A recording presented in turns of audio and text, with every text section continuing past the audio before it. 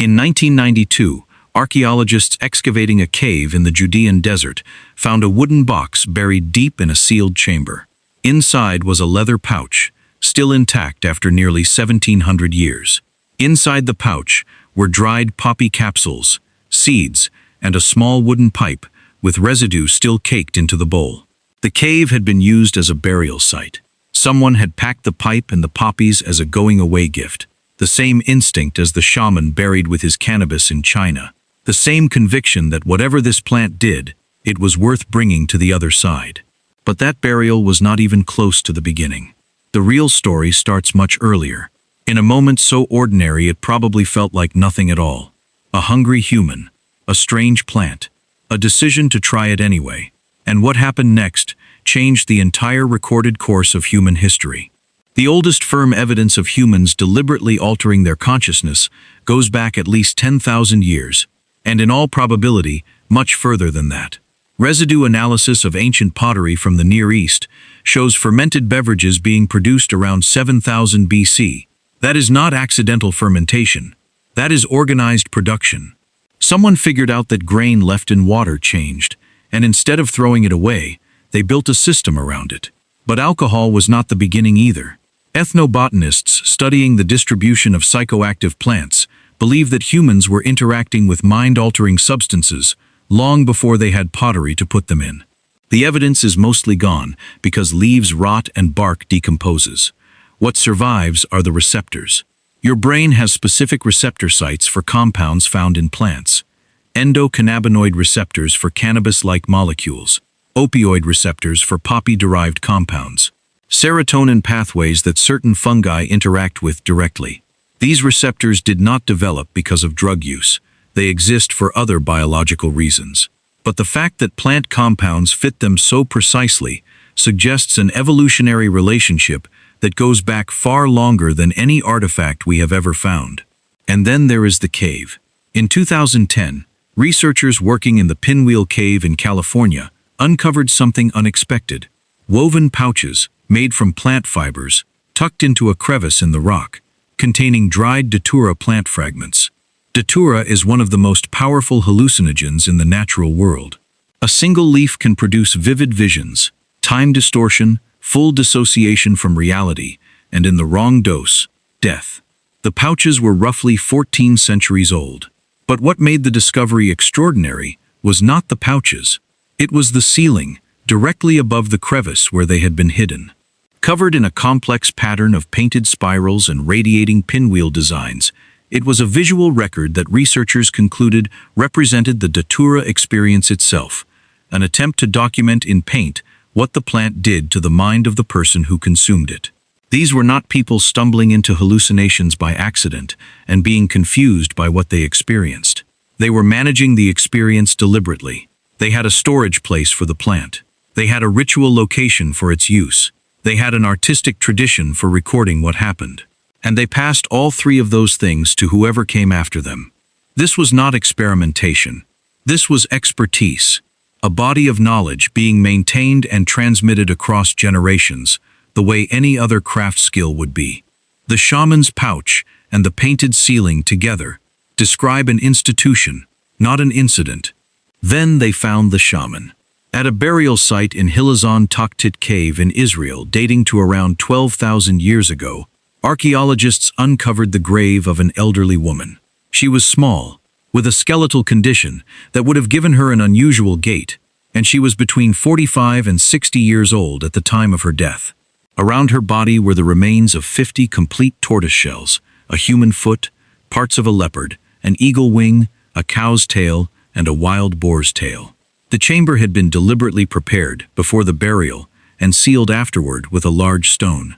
She had been laid to rest with more ritual objects than any individual burial found from the entire Natufian period. She was positioned carefully, her head resting on a wing.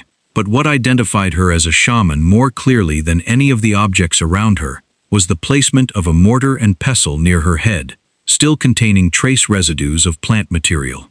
Researchers identified the residue as consistent with psychoactive species. She was, by every measure the evidence allows, someone who worked with these plants deliberately. who had the social standing to command this level of burial, and whose community considered her tools as important to preserve as her bones. She lived 12,000 years ago. She had a practice, and her community understood exactly what it was worth. And here is what is strange about all of this. Getting high is normally described as an escape, a weakness, a retreat from reality. But the archaeological record tells a completely different story. Everywhere ancient humans left evidence of psychoactive plant use, they left it alongside the most serious things in their lives: burial rituals, healing ceremonies, sacred sites, cave paintings. The oldest uses of mind-altering substances were not recreational. They were professional. The shaman used them to reach states of consciousness that the community believed allowed access to knowledge unavailable in ordinary waking life.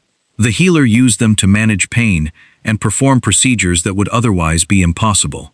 The priest used them to mark the boundary between the ordinary world and whatever lay beyond it. The plants were tools, and like all tools, they were passed from hand to hand across thousands of years, each culture adding its own understanding of what they could do. But here is the part most people never think about. The plants were not the whole story. Your brain was already built to receive them before any human ever found them. You naturally produce endorphins, your own internal opioids, released during exercise, pain, and laughter. You produce anandamide, your own endocannabinoid, released during flow states and extended physical effort. You produce serotonin, in patterns that certain fungal compounds can directly amplify. None of these receptor systems developed because of drug use. They exist for entirely separate biological reasons. But the fact that plant compounds fit them with such precision, the fact that a molecule produced by a mushroom can slide into a human brain receptor as though it was designed for exactly that purpose, suggests an evolutionary relationship between human neurochemistry and psychoactive plants that predates any artifact we have ever dug up.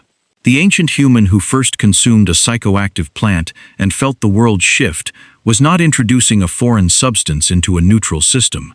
They were finding external keys for locks that had been waiting inside them for millions of years. The plants were just the first external ones anyone tried. That discovery, once made, never stayed in one place. The evidence of psychoactive plant use spreads outward across the ancient world in every direction, from every point it appears. Peyote cactus buttons have been found in burial sites in Texas, dating back 5,700 years.